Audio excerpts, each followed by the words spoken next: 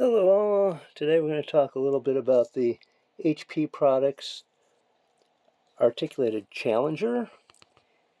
This is in TT gauge, made in Hartford City, Indiana. Lovely model here. TT gauge started in the end of 1946 by HP Products in Hartford City. Their first engine was the diesel here, and then which we have a video out there, you can see that. And then shortly thereafter in 47 they came out with their 060 here. That was their first steamer, and within 2 years they had a plethora of steam engines. So here are their basic engines here, starting with the little 060 here at the bottom.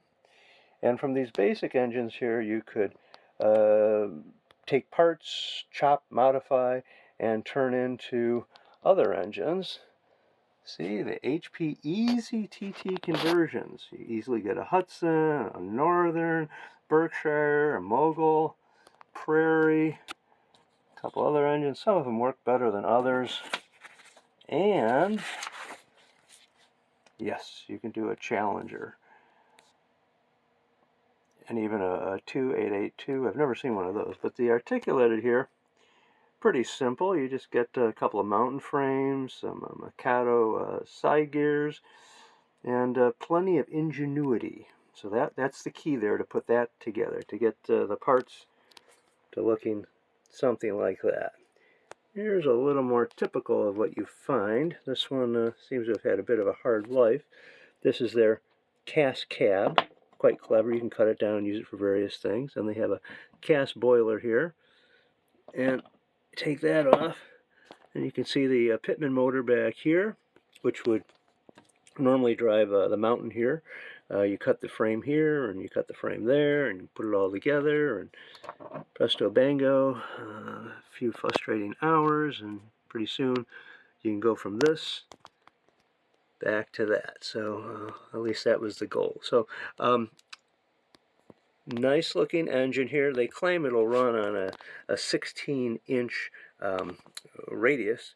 We're running on a 20-inch radius. I wouldn't want to run on anything smaller than that. So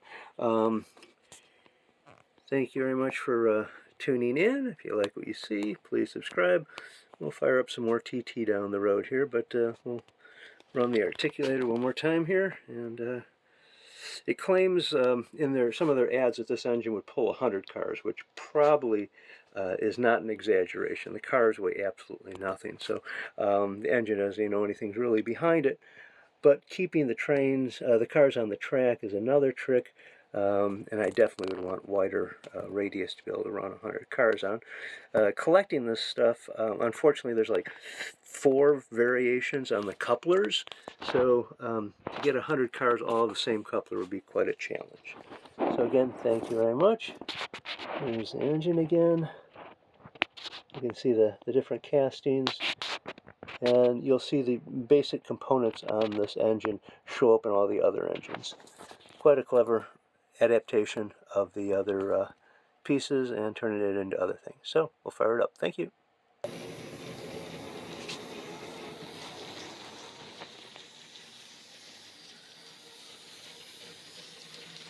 Yeah, with the overhang on this thing, I don't think you'd really want to run it on 16-inch radius.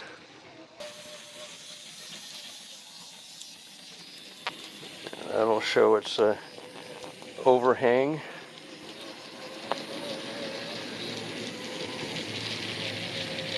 Okay, thank you very much. Please subscribe if you like.